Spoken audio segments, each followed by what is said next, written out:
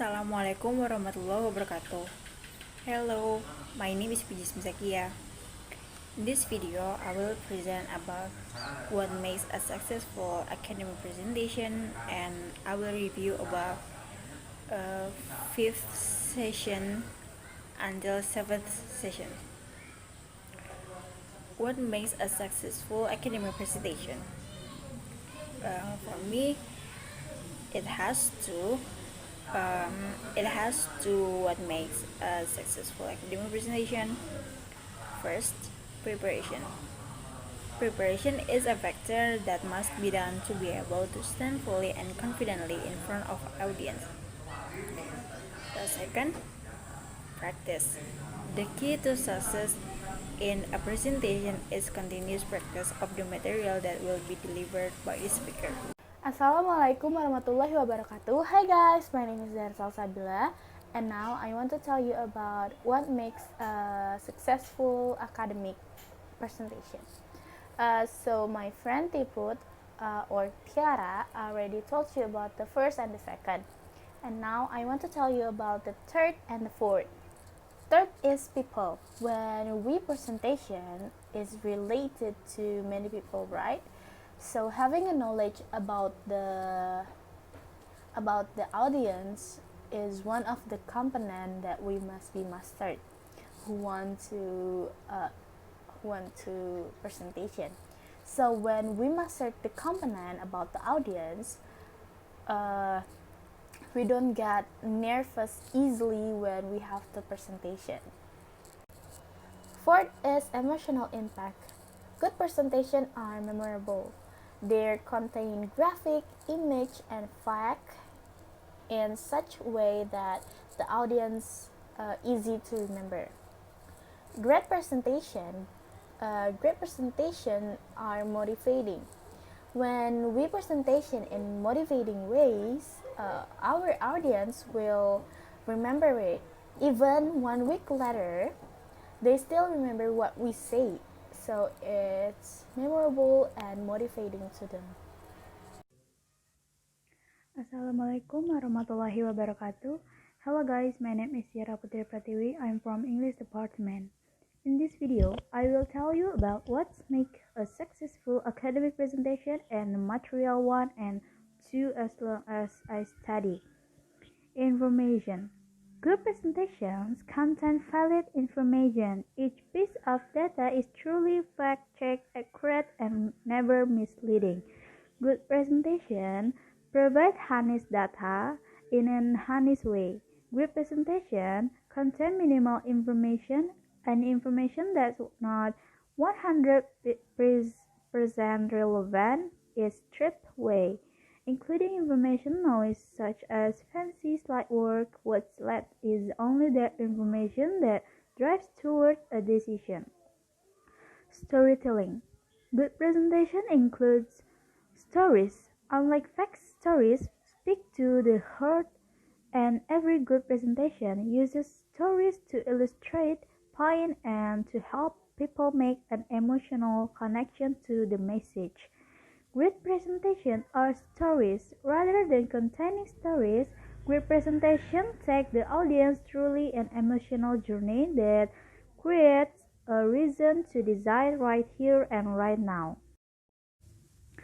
I got material 1 and 2, namely material 1 is skills for effective academic presentation. A good presentation should have a good subject matter, should match with the objective, should best fit the audience, and should be well organized. In this session, I can explain the article, namely Bomwoski 2010 involved 217 students taking EAP class and evaluate them through observation. They were asked to have 2 oral presentations for 15 minutes before training, early first semester and after training. Material 2 is design principles for developing oral presentation competence. These design principles include the following learning environment characteristics: learning objective, learning tasks, behavior modeling, opportunity to practice, intensity and timing of feedback, peer assessment and self-assessment. Finally, an agenda for future research is discussed. The third is academic oral communication needs. There are three things in this competence. First is small group discussion. Small group discussion can provide and receive new information and experience, develop knowledge, ability, and communication. Also, involving students in planning and making decisions. Second is taking notes. Taking notes instead may be simply be signaling to our brain instead to forget everything as quickly as we can. So we have to write it down, and when we write it down, we can remember it. And the last is students have difficulty in giving formal oral presentation because of don't know much about the vocabulary, also depends on their taking notes, and confused about the grammar, also lack of their confidence, afraid and shy, so they were having a difficulty in giving a formal oral presentation. Fourth is need of EFL or ESL student in developing academic presentation competence. The importance of this research is to know the needs and the challenge of student undergraduate ESL or EFL student, and to develop academic presentation competency. Students are able to express their idea, evaluate, interpret, and make conclusions. Giving academic presentation demonstrating that apart from basic communication skill, students must be equipped with the academic presentation skill in order to express their idea by evaluating, interpreting, generating, and organizing the information from various sources, revealing and making judgment and conclusion. And now I will review about the fifth until seventh session. Fifth session about technical or representations in English.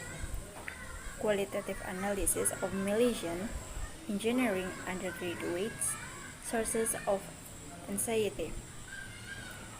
Daniels in 2003 that in the last 2 decades, cross-curriculum communication has become an interesting issue because it plays a central role in helping students become better speakers and overcoming other communication problems such as nervousness. Sixth session about doing a group presentation, negotiations, and challenge experienced by 5 Chinese ESL students of commerce at the Canadian University. This study provides examples of negotiations and challenge and provides some suggestions to help socialize ESL students into their disciplinary community. And the last 7th session about how is the relative use of different types of adverbial clauses like conditional, temporal, causal, and attraction in the initial and final position distributed in the L1 and L2 corpus. Final adverbial clauses were more frequent than initial adverbial clauses, which pattern was preserved across both corpora. A one-way ANOVA revealed that there were no meaningful differences between the two corpora in the proportions of sentence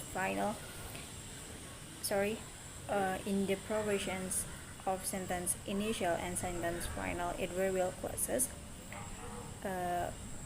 P is 259, suggesting that the L1 and L2 presenters had similar preferences to use more frequently sentence final than sentence initial adverbial clauses. Per sample statuses performed on the proportions of initial and final clauses in each corpus revealed that both the L1 T19 is 6482 P001 and L2 T19 is 2662 P05.